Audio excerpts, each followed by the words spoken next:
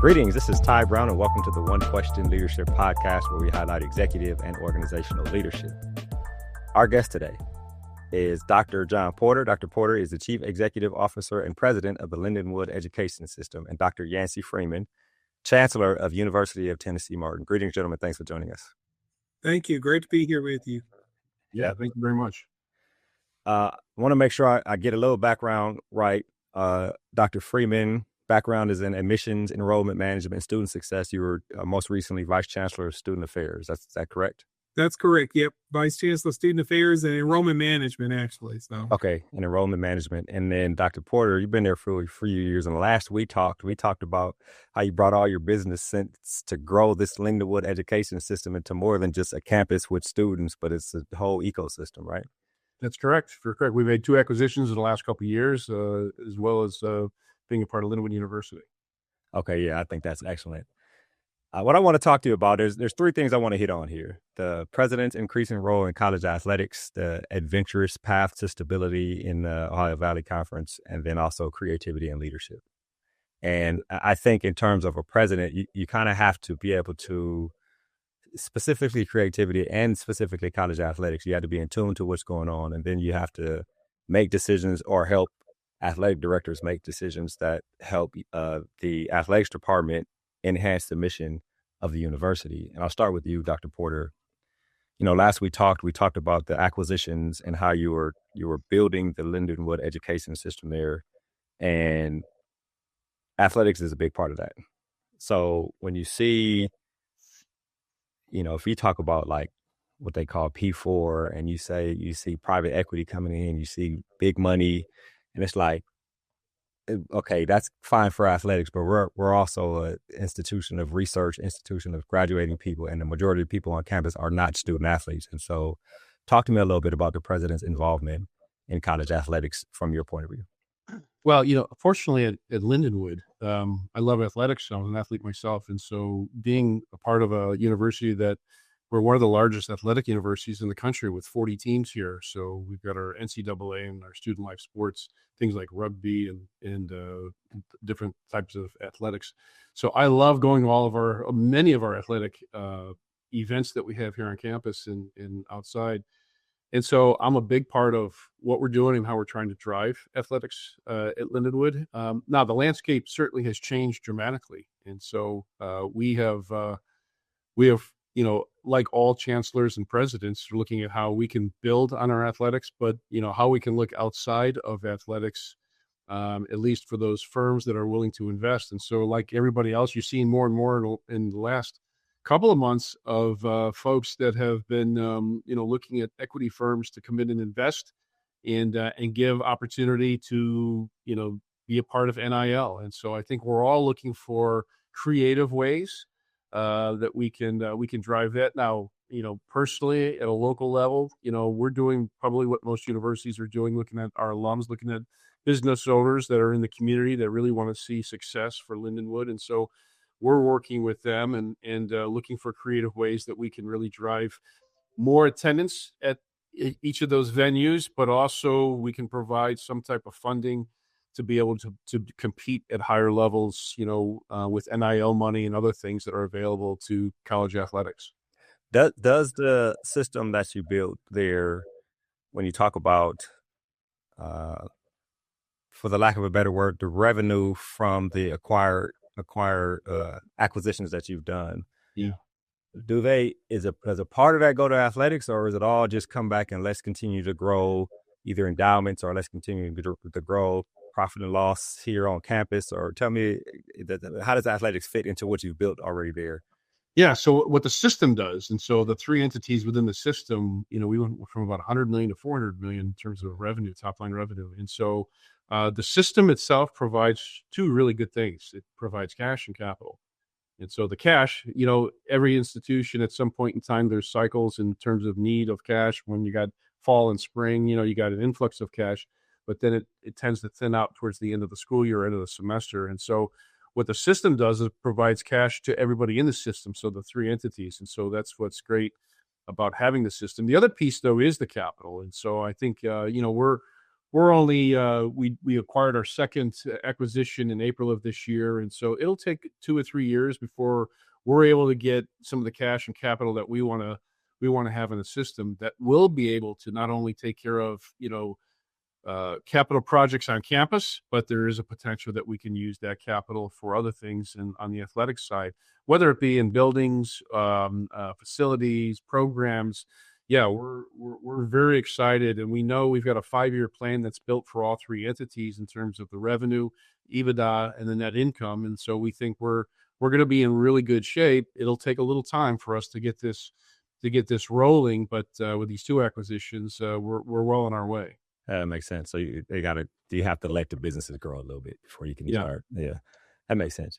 Dr. Freeman, you talk about student affairs, enrollment management, and admissions, and really the student affairs part is understanding the pulse of the students on campus, right? And now in the president's role, looking at it all, the potential excitement and pride that athletics brings on a college campus, I mean, at the current moment, almost demands a whole lot of attention from the president, demands resources from that type of thing. So tell me about coming into this position the last couple of years, your thought process when you start looking at athletics and understanding the temperature of faculty and students with regard to pride in the school and those types of things. Oh, that's a great question and a loaded question in a lot of ways. I'll just say to you that there is a lot of difference sitting in the president's role versus sitting in an enrollment management student affairs role. As you could probably imagine, athletics is the front door to many institutions, right? When institutions are doing well and are really competitive and you're getting national press, we've seen that there is a direct correlation to increased applications for students applying, increased enrollment for students. There is more student pride as students participate and engage in athletics. And, you see sales go up in terms of paraphernalia that students, faculty, community will wear when teams are winning. So in many ways, athletics is a front door. The majority of the time, that's really, really good news. Sometimes it's not so great news. And so you have to deal with both of those sort of circumstances and situations. I deal with that more now and think about that more now in this role as chancellor of an institution than I did when I was student affairs and enrollment management. Athletics takes up a lot of my time. It really does, because I am not only meeting and talking about how we find donors and push donors to help us with the academic arena that's here. Well, a large part of the funds that we have for our campus are coming in for our athletic programs and to support athletics. And so I spend a lot of time there. There's not much changing in NCAA life. There's a lot changing in NCAA life right now. And so just managing the dynamics of everything that has changed. I have said that the cheese has moved for college athletics across the entire country. And so how you navigate that, it takes sort of this intrusive executive positioning and role to be able to help our campuses manage through it, because we are born on our campus. It's a pride for us. Yeah, it is important. You can't ignore it. It's not, from my perspective, I've never been a president or anything like that, but you can't ignore this thing that is continuously calling your attention to it. I do wonder, and this is a question I've asked presidents before, I've asked athletic directors before, faculty, when, I want to support our history program, I want to support our research here, and I could look over athletics and how much money is going over there. So I wonder about balancing. There's always, I think, some faculty who probably aren't on board, right? And you have to be kind of the person to say, hey, everything is important. Everything we're doing is important, athletics and everything. I mean, one of you want to comment on that aspect of the balance of faculty and athletics and the faculty who may not be completely on board. Yeah. Oh, President Porter, I can at least start us, and then you can finish this out or add any additional thoughts. I would say here at UTM, our athletic director, our coaches, our student athletes are so ingrained in the community that it really does help in many ways. If we're making some investment in athletics on our campus, then it really does help when they are sort of setting the mold for what a UTM student looks like. They are creating this point or place of pride for our community and for the folks who are here. The only way to do that is to get them engaged and to make sure that they're going to class, that they are excellent students, that they have the support that they need. And so we try to focus a lot of our attention there. It is a dance, though. I will absolutely admit that it is a dance for our institution, as it probably is for many others. There are lots and lots of competing opportunities for our campus to fund things. And so we try to walk through it as best we can by hitting those things that are very high priority. And the athletics director is part of the executive cabinet on our campus and is involved and engaged in funding decisions about what we do across the campus, with a keen eye to say, okay, we've got to make sure we spread the love here in terms of funding across many different areas. But it's a dance. Yeah, I imagine it is. Dr. Porter. Yeah, so I agree with Dr. Freeman. Athletics in many instances is it's the window into the university, and so I think it. Plus, the experience that a student gets by being a part of athletics or going to an athletic event, I think it just rounds out the student. So it's really, really important. But there is a balance, and I've had discussions with my coaches and said, our number one priority at Lindenwood is academics. I mean, we want to graduate our students, whether you're a student athlete or not. But a close second is our athletics. And so as we announce dollars that we're going to be doing for certain campaigns, a lot of times I'm splitting it 50-50. And so it's really, really important. You think about the infrastructure here at Lindenwood. We've got some buildings that we need to build here, sciences and different things. And so that is a top priority. And in the future, we've got some things that we want to do on the athletics side there. And so it's not an easy balance. And but let's successful competition in athletics, really reaps and builds more enrollment. And so you think about, when we can have winning teams, that attract students to want to come to Lindenwood. It also, allows for us to fill those classrooms. And so therefore we're helping on the academic side. And so obviously the revenues that we bring in, for the tuition and room and board, that's going for the whole university, but it does provide, hopefully there's margin there that provides opportunity for both the academic side and the athletic side. And so you got to really have a balanced approach. Yeah, and as long as, I guess, the athletic department understands the purpose, right? Purpose of the athletics department is to enhance the academic mission of the university. It's something I heard Dr. Livingstone say from Baylor years ago. Yeah. And so her being a former athlete too, right? Understanding that, hey, we're just enhancing this academic mission. We're not on our own out here. So that's excellent. I recently had a conversation with Sean Frazier. Sean is the vice president of intercollegiate athletics and recreation at Northern Illinois. And with Northern Illinois, they've been in the MAC for a while. And this upcoming year, they left the MAC. So in football, they will be in I believe it's the Mountain West. And then in all other Olympic sports, they'll be in the Horizon League. And what that did for them was save money on Olympic sports. Football is going to be an expense no matter what, right? And he talked about just it made sense for them to do it, to leave. It was a tough decision that took years to strategize. And so when you look at Ohio Valley Conference and you look at like schools leaving, like it almost looked like a Pac-12 situation where you were going to see, a decimation of a conference that had been around for a while. And it's like, what's really happening here? But I've just is my assumption here from the outside looking in. The leadership of the conference, commissioner or presidents stepped in. I think Dr. Porter, you being the chair, had to step in and figure out how to stabilize that. Talk to me about the mindset when was it Tennessee Tech or Little Rock?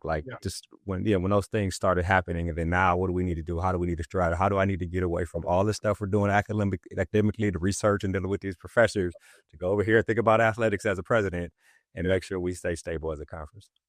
Well, I'll just say this. I honestly, when Tennessee Tech decided that they were leaving the conference, it certainly made all of us take a step back and try to understand where we were in the conference, in the OVC conference. I will tell you, though, we're thrilled where we are right now because actually we have come together so much stronger and tighter as a conference.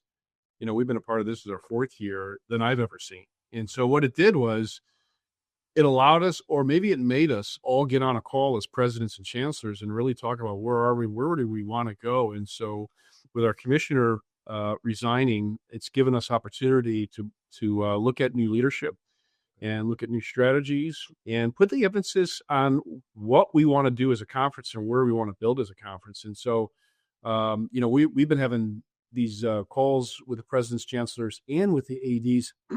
So this has truly been, a team effort. And so I'll tell you, we are stronger today than we've ever have been. And we're also have engaged outside company to look at our strategy, look at where we're going, looking at our infrastructure. Are we as efficient as we can be? Are we aligned the way we ought to be? Are we structured well? And how do we look at the future? And what are some of the key things that we want to be looking at in the future? And so we're already on that. So not only are we doing the search for the new commissioner, we've already engaged a consulting firm on the strategy piece. And so I'd say this with, Tennessee Tech and SEMO and some of the other schools, all of us really said, you know what, we want to be here. Our best option is to strengthen the OVC and be a part of the OVC.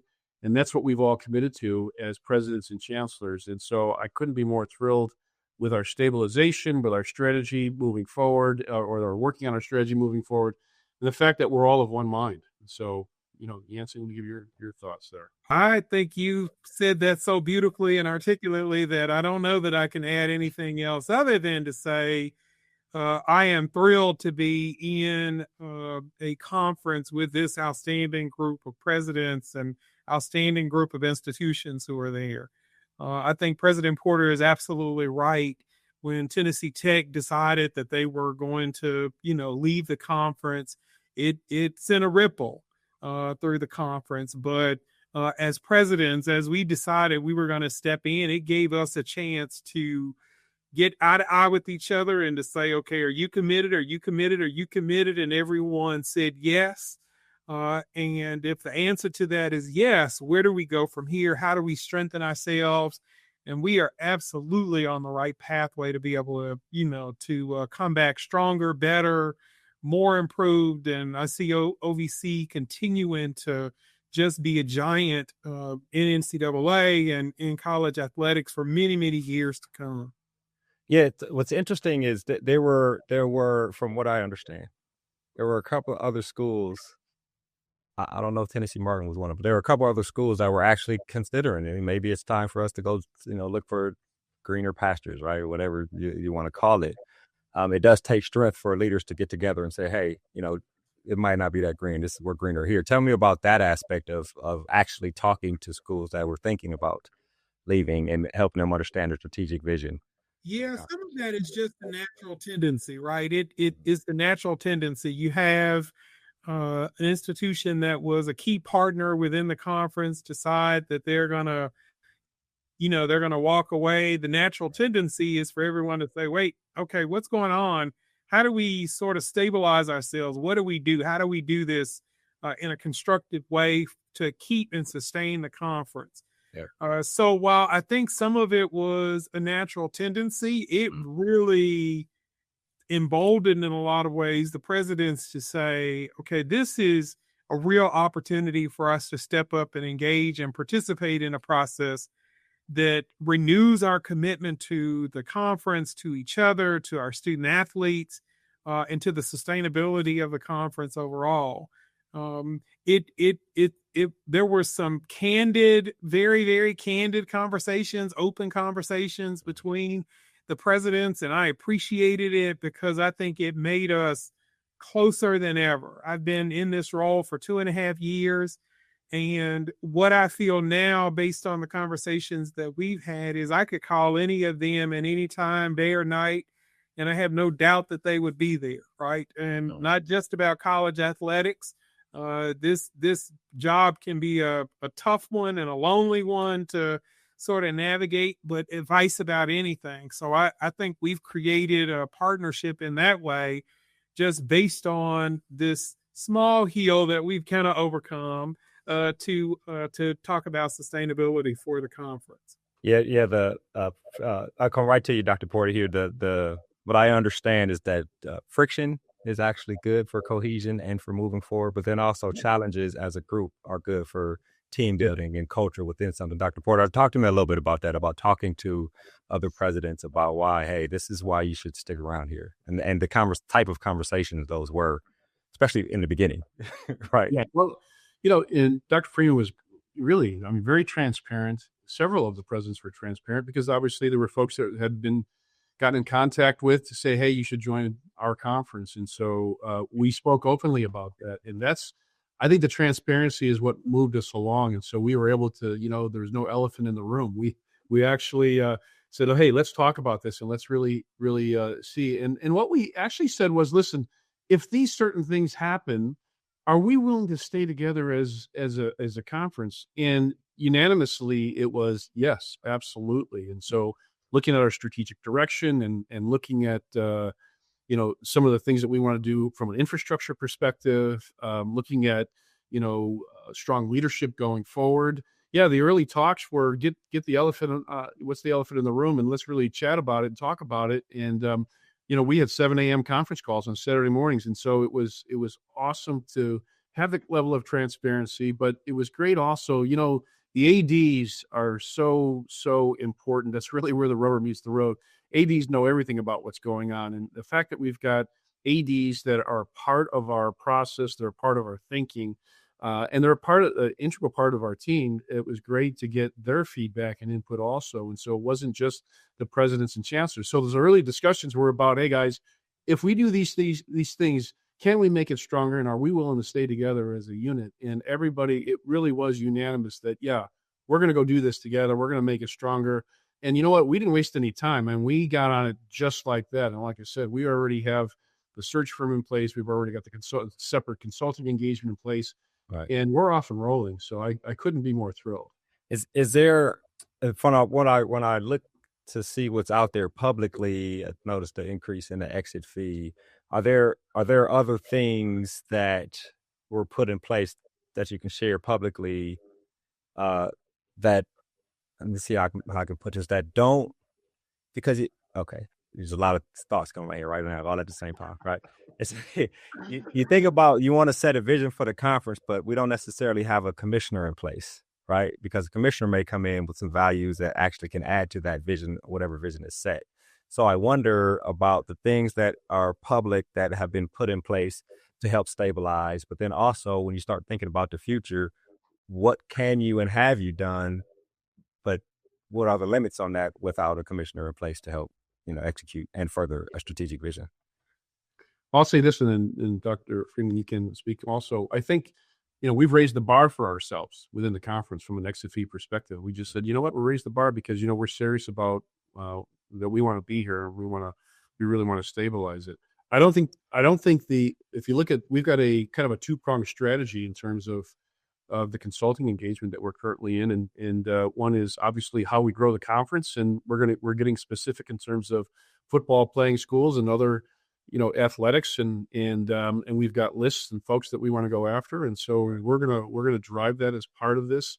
As I mentioned, the other piece was, are we built right from an infrastructure within the OVC organization? And so we're actually looking at everything. And so, but I think, again, this leaves nothing to the imagination with the transparency that we're having with ourselves. And I think approaching it this way is going to be fantastic. Now, part of the strategy, the consulting engagement, is we're holding off a little bit. There's kind of this two-phase. The reason we got it in the two-phase is because we want our new commissioner to come in. We want them to be a part of it. We don't want them to come in and just say, wow, I'm not so sure I'm on board with that strategy. So parts of it we're doing quickly that we can do that doesn't take commissioner leadership. And the other part, we're kind of holding a little bit so that the commissioner can be a part of that and help us scope this and shape this and take ownership and accountability of it. Okay. Yeah, excellent. Dr. Freeman. Yeah, I would just say I agree with President Porter. I am what I think you also see from this is presidential engagement in the process, right? So while we do want a commissioner who is engaged and active and contributing to the strategy for our conference, we know that what makes the conference are the institutions. And so if we're not fully engaged, if we're not fully there, not fully contributing, it does not go well. This sort of realignment that we've done, the strategy that we're starting to put in place right now, and that will complete once the new commissioner is hired and on board, strengthens us overall, right? And so I think what you see, at least early in some of the strategy things that President Porter has talked about, engaging a firm to help us with strategy, engaging a firm to help us with the search for the new commissioner, doing things like increasing the exit fee for the conference. All of those things, to me, spell commitment to the conference overall. Okay. Yeah. I think that's excellent. You think about the position, the commissioner position, and what you want to see it do, and you think about the type of leaders both of you are respectively. Dr. Porter comes from business, Dr. Freeman coming from student affairs and enrollment management, and making sure the experience of students on campus are at the most highest, and bringing people on campus. I wonder the input from presidents who have different backgrounds throughout the conference, right? From whatever their expertise was to whatever they do now, what they have leaned into. I wonder how you, and I probably should know this from talking to ADs who have hired coaches or other presidents who have hired ADs, but tell me about the input of everybody's different expertise and what would be important for their campus to have a commissioner who can take everybody's insight in and pick somebody who actually values all the different perspectives that each campus brings and campus president. Yeah, I would just say, in a joking, not joking manner, we probably need somebody who can walk on water without making a ripple, right? That's kind of what we're looking for. Yeah. This is someone who is able to take, in some instances, competing options, competing things for institutions, and putting it in a place where everybody feels seen and heard, in a strategy and in a process overall. So the ability to kind of do that, we need someone who's going to be visible, highly visible on the campuses and in athletic engagements, making sure that we know that they're there and that they are participating. Here's one of the things that I've also learned through this engagement with the presidents. There are a lot of type A personalities in the room. Oh, yeah. And because they have reached really at the pinnacle of their careers in some situations, they're CEOs of campuses. They are driven and want to see the best for their campuses. We need an AD who will come in and want to see the best for our conference and the best for the institutions that are engaged. And so as we think about who this next person will be, they'll need to do all of those things, at least in my mind. Okay. Yeah. Let me just add to that. The first off, we got a great team of presidents, chancellors, and ADs. I mean, we get along really, really. I really like this team, and I respect everyone that's on the team. I would just say, as we look at a commissioner, like, what are we looking for? Listen, person that's got a lot of energy, vision, is an implementer, is transparent, has integrity. I mean, maybe doesn't walk on water quite yet, but I mean, those are the kinds of things that we want in our commissioners. So, and I guess, the last thing I would say is respect. This is a highly visible position. And if anything, we want to elevate the stature of the OVC. And so we elevate the stature by having a person that's respected, is known for their integrity, and is going to drive us and attract, other schools to be a part of it. So, it's listen, we have high expectations. We're going to bring in an A+ person, and it really is going to help us move the conference forward. Right. Yeah, it's important. One of the I guess topics I shared with you before we started was about creativity and leadership. And Dr. Porter, we spent, it had to be 35 minutes talking about bringing your experience into the Lindenwood system, and then basically, for the lack of a better word, imposing your philosophy and personality on, hey, this thing can be a business and we can grow this thing, right? Tell me a little bit about that with respect to the conference, right? The creativity you have and you bring with respect to the conference and being the chair of the presidents. Yeah, listen, I wouldn't want to give myself a pat on the back for the creativity of what I bring to the OVC. I don't think that I would deserve those accolades. But I think if anything, the timing was, it just so happens I'm the chair of the OVC now because my last name ends with a P, and so we're in alphabetical order. So my turn was up, and so, but I would just tell you, I think what I bring, at least from a business perspective, is the discipline of what it is to run a business. And so as we look at the OVC and we look at this as a business, you take a look at all facets of the enterprise and you look at where there's need for improvement. And as we as a team, and by the way, I can't take any credit. I take credit, all the presidents, chancellors, and ADs take credit.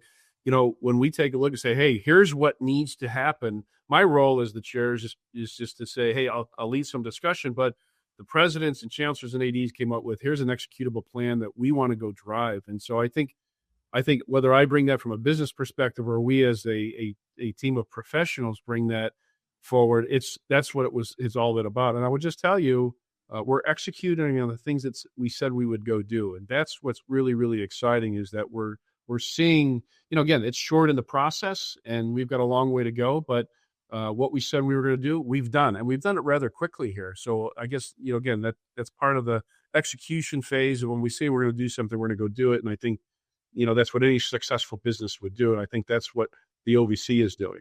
Yeah, I'd say that's what you brought to it too, right? Which in my opinion is excellent. We'll pat you on the back, right? Dr. Freeman, now when looking online, you can't see. I couldn't find the deep creativity perspective that you bring, but what I did see, like I mentioned before, was this inherent passion for the student experience and bringing more students on campus. Tell me about creativity and leadership in terms of you there on campus, but then also in terms of you being involved at the conference level. Yeah, for me, it is about strategy and helping to build strategy, right? I think you will not do what you do not plan. And so for me, it's about strategy, and it's part of what I've done my entire career. Enrollment management does not happen from mishap. It occurs because of really well planned out strategy that you implement over time, and you begin to see enrollment, admissions turns to acceptance turns into enrollment turns into persistence, and that turns into graduation. All of that is done with great strategy. Experience and building experience is done through great strategy. So I hope the piece that I bring to the table is this opportunity to talk about strategic initiatives and how we move forward and what makes sense, right? What's the outcome that we're hoping for, and how do we get there in the best way in terms of what are those steps, 1, 2, 3, 4, 5 steps to get toward where we want to go. I think that's hopefully a value add for the group and something that I try to contribute in dealing with and in negotiating with the presidents and ADs within the conference.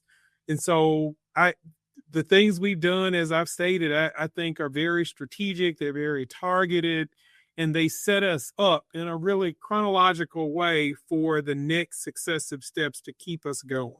Okay, excellent. I'll ask one question each of both of you, specifically about your athletic directors. Dr. Freeman, I mean, think about this. You come on 2 years ago, you got an AD who's been there roughly 8 years. Yes. Right?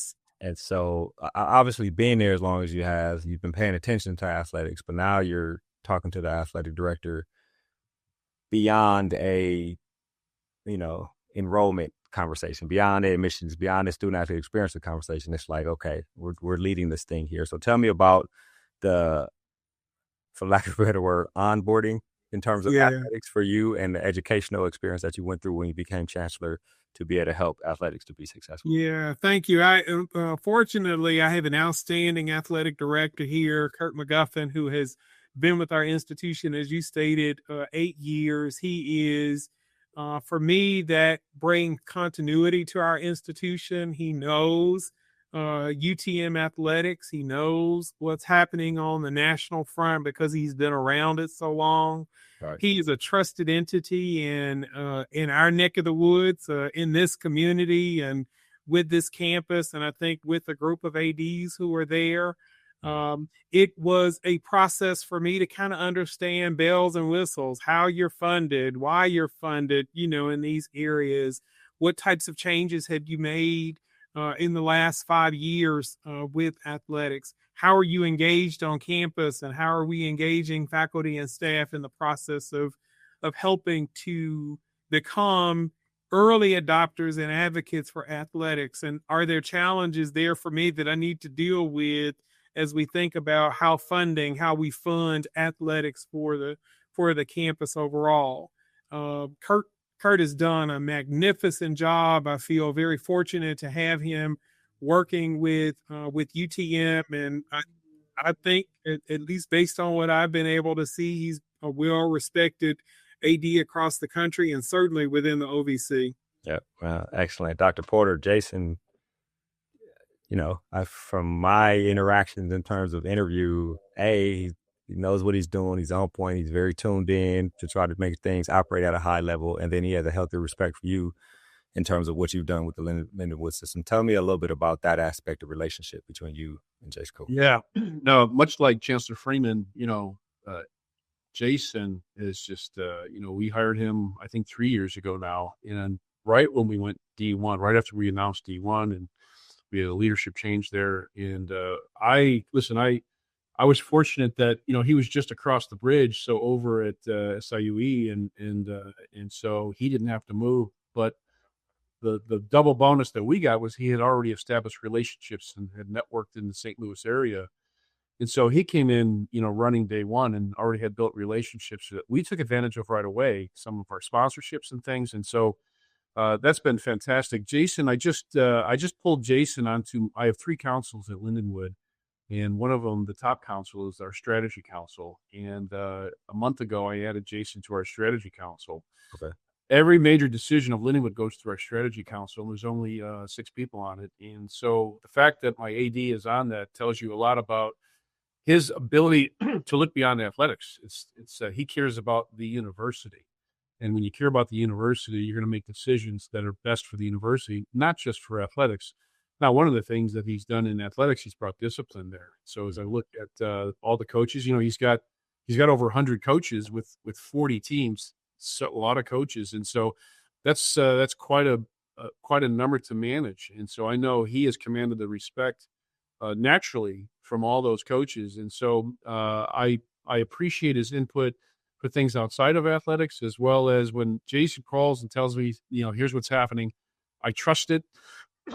Excuse me. I trust his judgment, and he is really helping to move the university forward, not just athletics. And the other thing is, he's brought in some great leadership here. And so we've been able to, I say that because I can't take any credit. We've been able to compete, from the very start. And so for us to do what we've been able to do, being so young in the D1 environment, I have to attribute to Jason, his staff that he's brought in, and certainly the coaches and their leadership. So, but I love that big umbrella view that he brings. And it's not a selfish view of athletics. It's a teaming of the university. Yeah. Well, I always hear in talking to athletic directors, they always say the relationship with the president or chancellor is of the utmost importance. And it's refreshing to hear the president say the same exact thing. All right, look, we got to have a relationship with these athletic directors if we want to lead this department, because they're there for a reason, and that's to do their job. We're here for a reason, and that's to lead the university. Gentlemen, I really appreciate you joining us here on the One Question Leadership Podcast. Thank you. It's been great talking with you and spending time. Yeah, thanks. It was fantastic having this discussion. Yep, that was Dr. Yancy Freeman. He's the chancellor at University of Tennessee Martin, and Dr. John Porter, chief executive officer and president of Lindenwood Education System. And of course, I'm Ty Brown with One Question. And keep in mind, the role of a leader is to create and maintain an environment that people want to be a part of. And as always, be better tomorrow than you are today.